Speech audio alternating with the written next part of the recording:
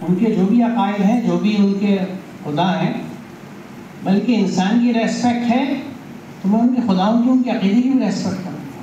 I am نو بڈی. میں اسے پسند نہیں کرتا اس لیے اپناتا نہیں، لیکن کسی دوسرے کی پسند کو، اس کے عقیدے کو، اس کے فیتھ کو، اس کے بلیف کو میں ریجیکٹ کرنے والا تو ہوں، لیکن میں اس کو برا کہنے والا نہیں. تو وہ تقریم کا ماحول جو ہے وہ چلے گا. تو دیکھیے ہمیں یہ کہا جا رہا ہے کہ ان کے خداؤں کو برا نہ کہو، لیکن وہ اگر برا کہہ رہے ہیں تو ہمیں کیا سکھا رہا ہے قرآن؟ اے ایمان والو، بلا شبہ تم پر کتاب میں نازل کیا ہے کہ جہاں تم سنو کہ اللہ کی آیات کے خلاف کفر بکا جا رہا ہے اور ان کا مذاق اڑایا جا رہا ہے، وہاں نہ بیٹھو جب تک کہ لوگ کسی دوسری بات میں نہ بیٹھیں. سیدھی وزڈم ہے.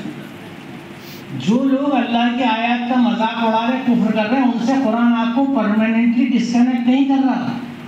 صرف don't be a part to it when they are doing it. صرف اس وقت ہٹ جائیے، اگلی آیت میں اس کی اور مذاق ہے.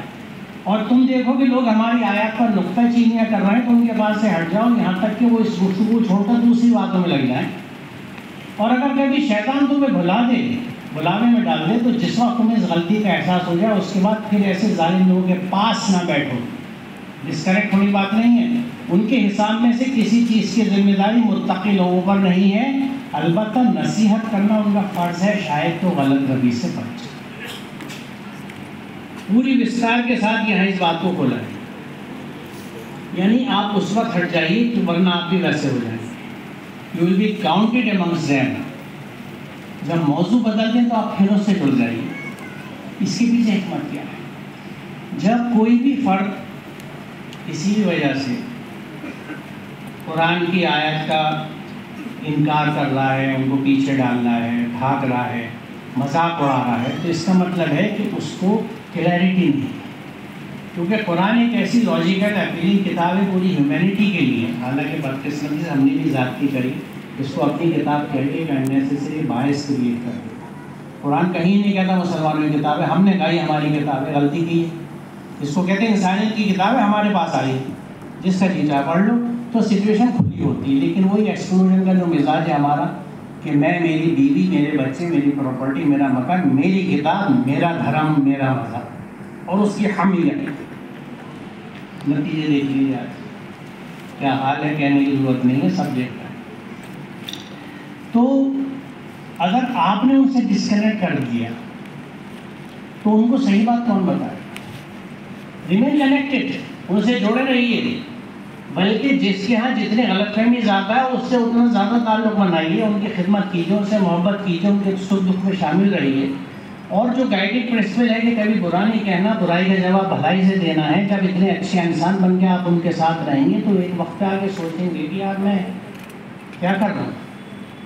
یعنی they will revisit their attitude and thoughts کہ میں یار ان کو غلط کہتا ہوں، برا کہتا ہوں، اس دھرم کو، اس کے ماننے والوں کو، یہ تو اتنا اچھا آدمی ہے. میں پرووک کرتا ہوں، برا کہتا ہوں، یہ کبھی جواب نہیں دیتا. ہم نے یہ موقع دیا ہی نہیں دنیا کو کہ قرآن کی تاریخ کو دیکھیں. دنیا کے کسی خطے میں ذرا سی گڑبڑ ہوئی، ہم اس کو بالکل دین کا حصہ سمجھ کے اور اللہ رسول کے محبت کا حصہ سمجھ کے جھنڈا لے کے کھڑے ہو گئے. مار دو، کاٹ دو، چھوڑ دو، نکال دو، کس کے حکم سے؟ یقیناً قرآن کا تو نہیں ہے، کچھ اکابرین کا ہوگا، وہ آپ جانیں، آپ کی مرضی ہے، نو پرابلم. آپ قرآن کو فالو نہیں کرتے، جس کو چاہیں کریں. قرآن نہیں کہتا، قرآن تو پرماننٹلی ڈسکریکٹ نہیں کر رہا. اب یہ دیکھیں کیا سماج بنا رہا ہے قرآن، اور کیا سلوک اور رویہ مانگ رہا ہے، اور ہمارا سلوک اور رویہ کیا ہے. اب یہ میں بہت اس کا ذکر کرتا ہوں، جیسے ظفر بھائی نے ذکر کیا کہ نحل 90 جو ہے خطبے کے آخر کی، اور بلا شبہ یہ اس میں اکثر اس بات کو کہتا ہوں کہ آپ صرف اس کے پہلے حصے کو اٹھا لیجیے.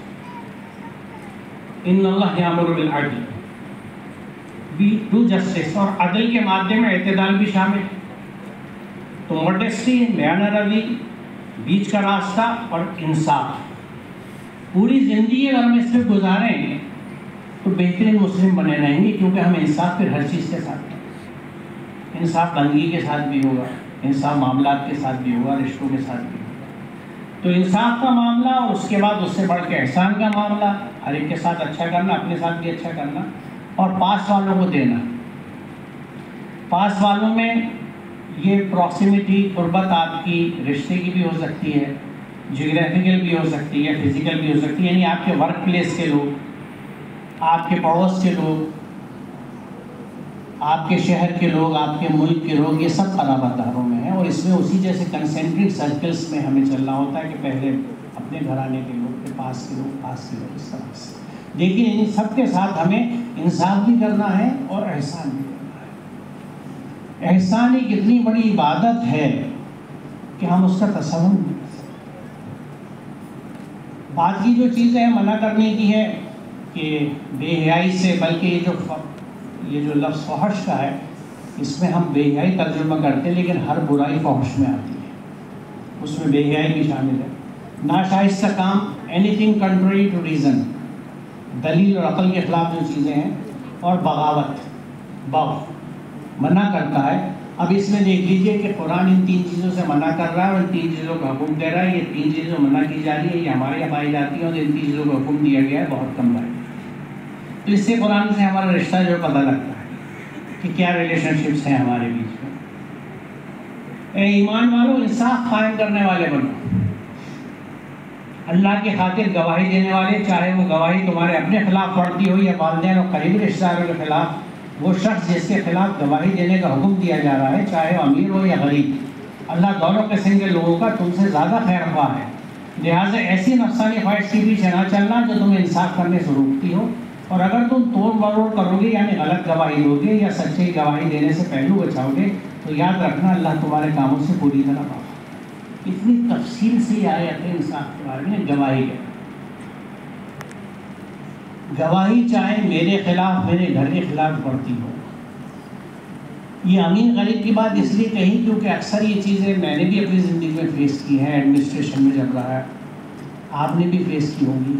ارے صاحب یہ تو بہت غریب آدمی ہے، اسی کے دم سے چولہا جل رہا ہے، اس کی کہیں رپورٹ ایسی چلی گئی، اس کی سی آر ایسی چلی گئی اور نوکری سے یہ چلا گیا، تو یہ تو گھر کا چولہا بند ہو جائے گا.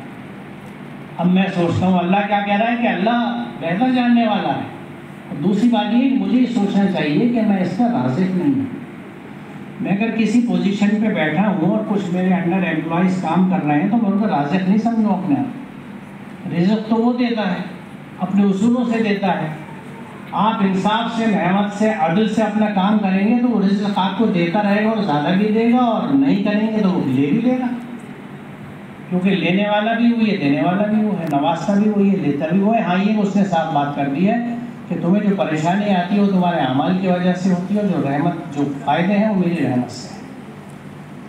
تو میری حرکت اگر خراب ہے، میں نے جاب پالی، پرماننٹ جاب پالی، لیکن مستقل حرام خوری کر رہا ہوں، اور کہیں پہ کوئی اتفاق سے کوئی ایڈمنسٹریٹر ایسا آ گیا جو باتیں پکڑتا ہے اور سفارش قبول نہیں کرتا، تو وہ آپ کی فائل بنا کے میمو دے کے پروسیجر کے حساب سے آپ کو باہر کا راستہ دکھا دے گا.